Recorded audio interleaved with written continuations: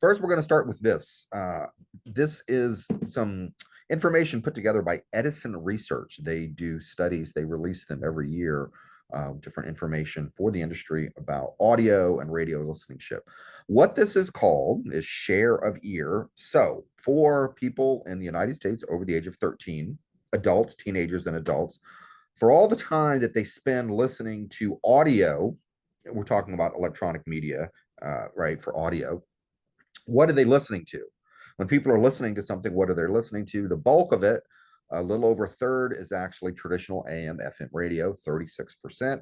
And then we have streaming at 18%, right? I think some of y'all might have thought that number would be higher. YouTube at 14% blows my mind. I can't believe YouTube is coming in at 14%. And oh, by the way, this information is from the second quarter of 2023. So basically, the midpoint of 2023 is when this information is from. Owned music is only 7%. Satellite radio comes in at 8%, which is kind of remarkable. And then podcasts at 10%. But if you were asked, or if you had to identify where most of the audio listening is coming from, I would say AM, FM radio. When people are listening in their car, now we're just talking about car. We're not talking about total audio listening. We're just talking about being in the car. What are they listening to? Mobile devices are coming in at 23%. And I think mobile devices would also go along with maybe podcasting or streaming. You're probably not listening to AM, FM radio through your phone. You're probably listening through the car. So AM, FM radio still owns the car dashboard for the time being, but mobile devices are coming up, and that's clearly where we see the growth. All right, a continuing theme for the last few decades of radio history has been deregulation.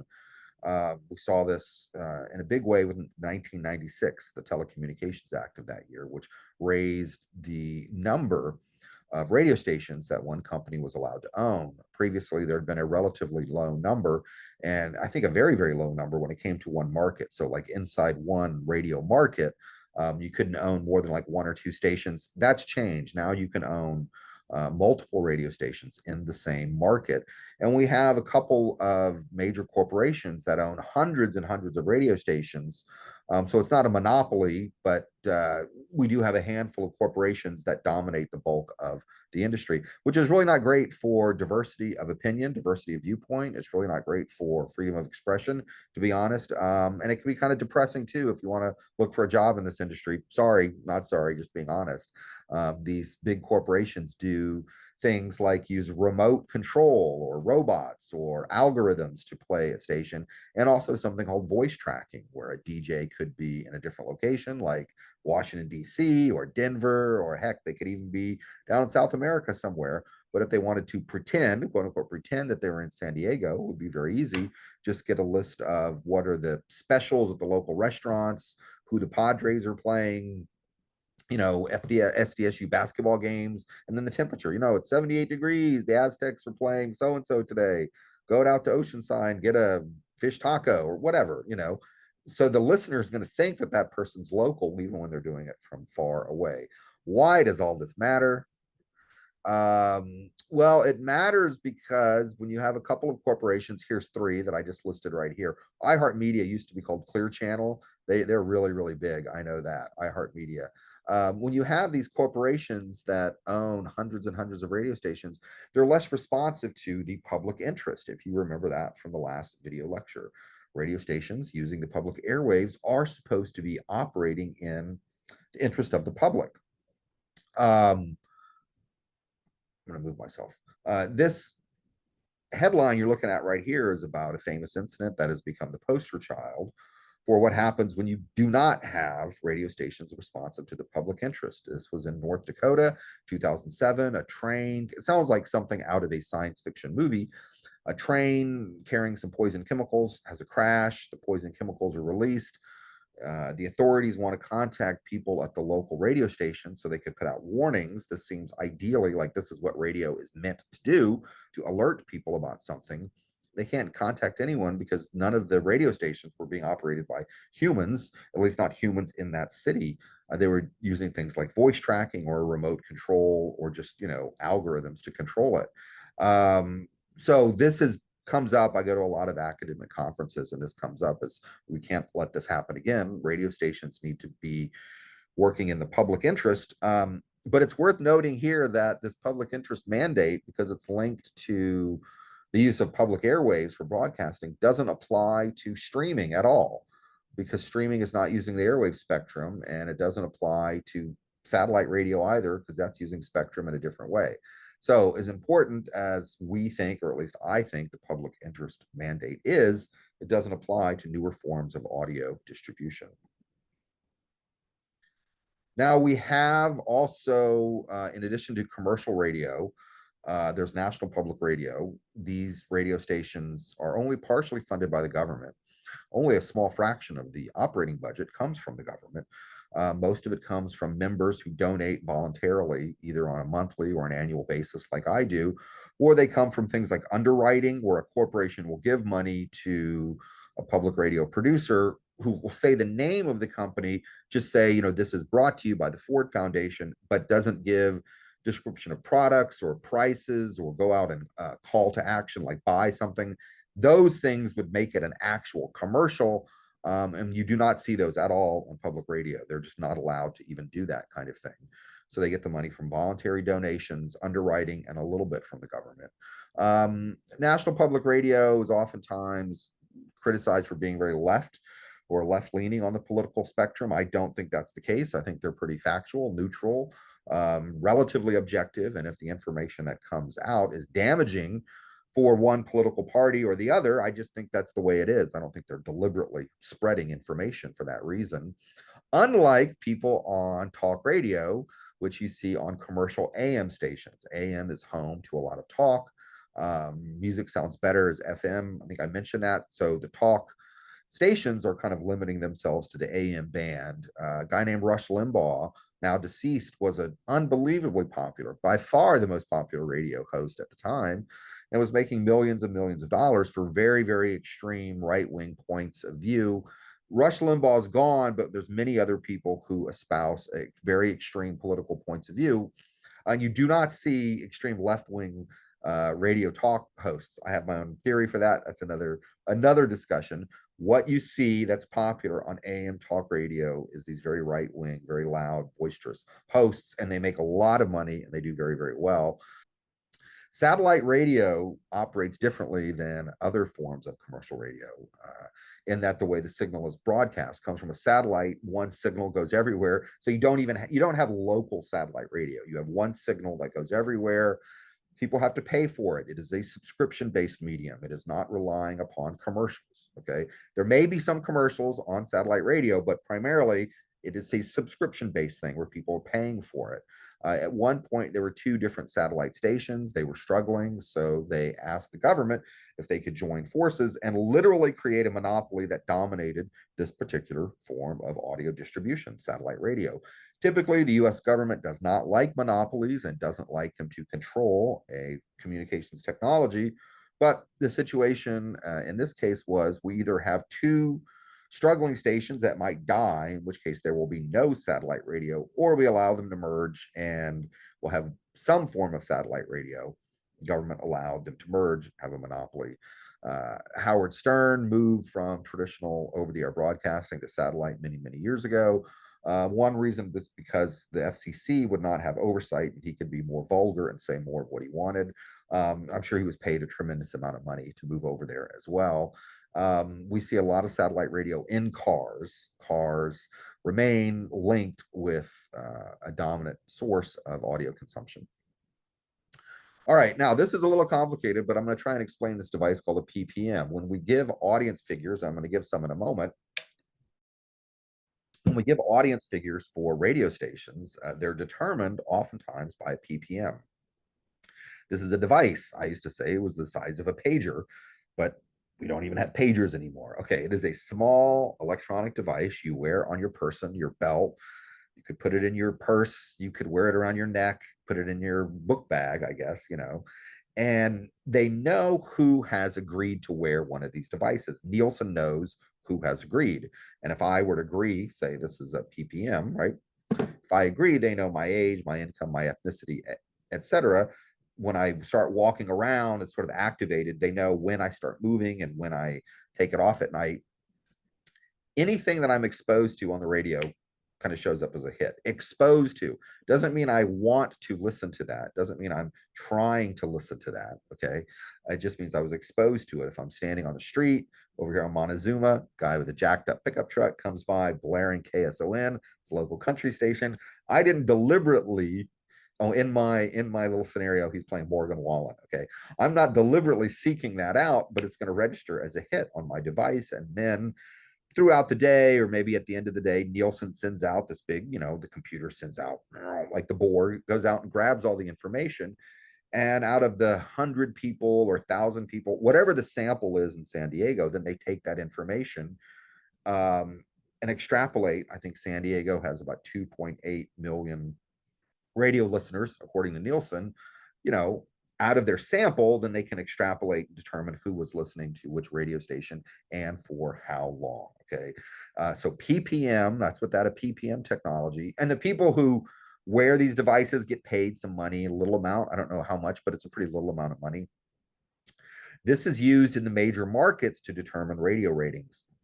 In the smaller markets, Nielsen still uses a diary, which is literally a paper diary. Someone would write down what radio stations they listen to and how often they listen to them. Problem with this is that you're relying upon memory and people forget. It's very easy to forget. Or you just don't remember you're tuning too many different radio stations. The PPM can capture that. And if you stay on a station long enough, you're going to register into their audience. So the smaller markets, meaning fewer number of people, use paper diaries. In the larger markets, including San Diego, it is the PPM device. Now, this is all in the lecture notes, but I'll just go through it here. A rating in its most pure form is a percentage. So San Diego, 2.8 million radio listeners, 30 people within that is a certain percentage. I can't figure that out quickly, but 30 people out of 2.8 million is pretty low, probably not much. But that would be the rating. A rating is just a percentage. Now the share, it's the same basic raw data, but the population sample changes. Instead of taking all 2.8 million people in San Diego, if we're looking at say 8 to 9 in the morning, you remove everyone who's not listening to radio between 8 and 9. So your sample is just the active people actually listening to radio. Okay. That's what radio stations are very interested in. They're very interested in the share. And advertisers want to know the share. They're not so much interested in the rating, but what is the actual share? Here is a graphic. You'll see this again when we talk about television. In this graphic, let's pretend it's radio. Okay. 3 out of 10. We have 10 homes. 3 of them are listening to channel 2. 3 out of 10 would be 30%, 30, a rating of 30. Now, what is the share for channel 2? In this case, we're not concerned about the people who aren't listening to radio. There's no point in continuing to have these people in our sample when they're not doing the thing we want. Let's just look at 6 out of 10. So now we only have 6. Same 3 homes are listening to channel 2. 3 out of 6 would be 50% or 50, a 50 share. Okay. That's the difference between rating and share. Now, I know we're getting really inside here, but this is in the lecture notes. Okay. AQH rating, AQH average quarter hour. Radio stations like to measure their audiences in 15-minute increments, which they describe as AQH rating. And this is the one that they're really interested in, AQH share. Take that 15-minute increment. Let's only look at the people who are listening to radio within that 15-minute increment. What percentage of those people who are actually listening to radio are actually listening to our station? This is the bread and butter of the radio industry, AQH share. Here we have Nielsen ratings for July 2023, and then go back to April 2023 for San Diego.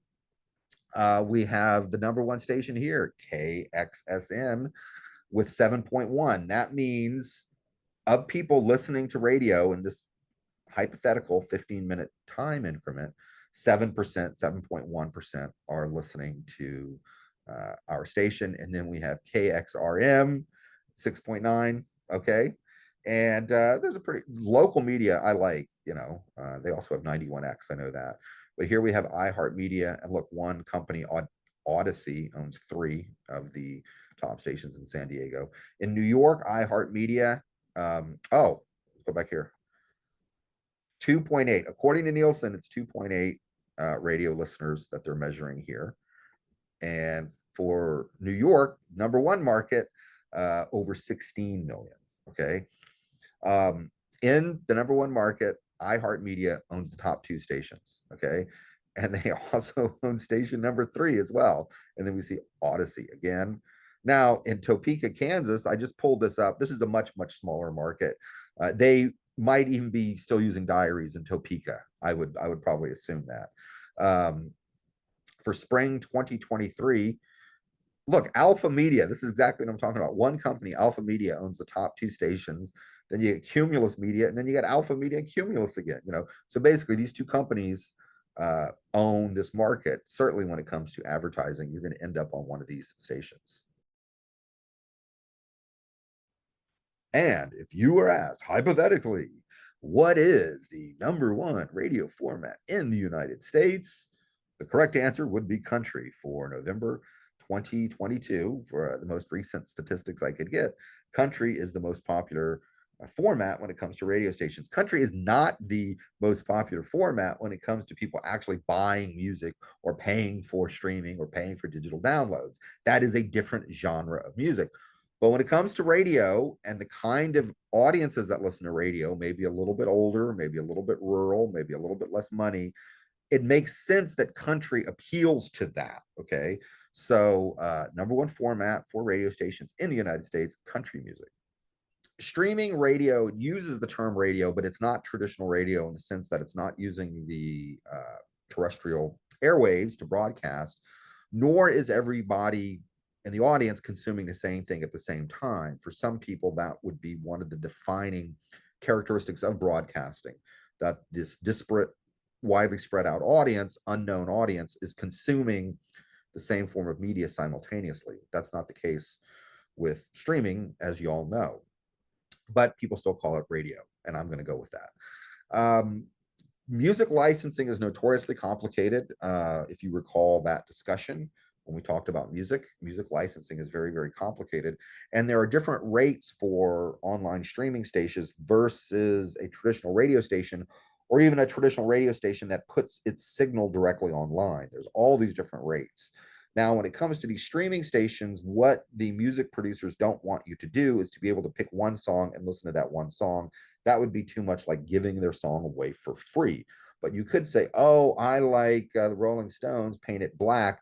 And then Pandora or something similar will play you things similar to that. They have these music algorithms, these computers that analyze music. And if you like the tonal quality or the blues structure or the instrumentation of this Rolling Stone song, we're going to play things that kind of we think you'll like. And then after you listen for a while, maybe after 10 or 20 listens, you're going to get your Rolling Stone song that you originally wanted. And of course, you can personalize it. You guys know this, up and down. Like, I like this kind of stuff. I don't like this kind of stuff. The rates for that are different. The music licensing rates for that are different than the music licensing rates for traditional radio stations. And if you again refer back to the music industry lecture, these different streaming sites pay different fees to the music producers and the music publishers, and it's incredibly low. It's very low, right? It's just very low. But they are growing as a form of music distribution. And I was into Pandora for a while, and then I switched to Spotify. I thought the algorithm was a little bit different. And there's other music streaming services out there, and many of them have some type of freemium model where you can get some basic functionality, but you have to listen to ads. That's where ads are. Ads pay the revenue. But then if you pay more, you could do without the ads. We call this freemium, with the extra ad-free service be kind of a premium service. Premium and free mixed together, freemium. Anyway, that's the way these streaming services work. They don't pay much money to artists. A few artists like Taylor Swift and Beyonce, I'm sure, make a lot because and Bad Bunny, I'm sure, because they get so many streams, but I think the average musician does not. Now, there's debates about the first of everything in media history, including the first podcast. This gentleman right here, Adam Curry, he was an MTV VJ. That's what they called the MTV hosts back in the day, VJ. After MTV, he did have this online blog, which he created a podcast. It was really a blog, and it was a way to sort of like automatically deliver an audio blog. That was sort of the concept, that you could sign up to this RSS feed, and instead of getting text information pulled in, you could get this audio file pulled in, which would function in the same way. And he wasn't the first person to do it, but he was a first person to do it. And then the word podcast evolved, not from Apple, but just people on their own, sort of a bottoms up type of social formation. We're listening to things on iPods. So the term podcasting developed, which Apple sort of took ownership of and is very happy to have their product associated with this new form of media. But podcasting was just sort of an accidental term that originated with people. It started showing up in 2004 and 2005. It is the Oxford American Dictionary word of the year. So again, Adam Curry, MTV VJ, wasn't the inventor of the podcast, but let's say he was one who popularized it. In 2014, this podcast called Serial was produced. It was a spinoff of This American Life, which was a public radio show. It was kind of a true crime thing, and it was really fantastic. I remember listening to it. And I think for many, many people, this was, even though podcasting had been around for already a decade, this was the introduction into the mainstream, was Serial. And then true crime, and the association between true crime and podcasting is so big. There was even a comedy show on Hulu about it, Only Murders in the Building. Now there's podcasts about all sorts of things, and it's almost like a absurd growth area where every brand feels like they need a podcast. And NPR, which does a lot of great radio stuff, they spin their stuff off into podcasts. And I said earlier, if you were paying attention, um, public radio stations can't do commercials. That provision doesn't apply to the online stuff. So they put ads on the podcasts that are online, which is interesting. You can advertise on the podcast online, can't advertise over the airwaves. But everyone, and their brother has a podcast, but maybe signs of overreach and pullback. Current, again, as of this recording, Meghan Markle and Prince Harry, I'm not huge fans of them. I'm not fans of the royal family, but I'm not necessarily fans of them either. Just saying. They had a $20 million deal with Spotify, which kind of collapsed. And either they weren't up to, caliber of producing the right kind of audio content for Spotify, or maybe the audience interest in podcasting is not as much as Spotify thought, or I don't know what to say about this, but podcasts are a growth area. There's an explosive growth of podcasts, but not even a big famous name can guarantee a successful podcast. Okay. So I think maybe we're seeing a little bit of pullback and a little bit of slowdown in the growth. Final points, takeaway points. Okay. AM radio comes first, FM comes second. Music sounds better on FM. Satellite radio is subscription based, does not rely on commercials for the bulk of its revenue. The public interest mandate does not cover online radio, and you should know what the public interest mandate is. And then also, royalty rates by radio vary way too much, but they certainly vary. Anyway, those are the takeaways.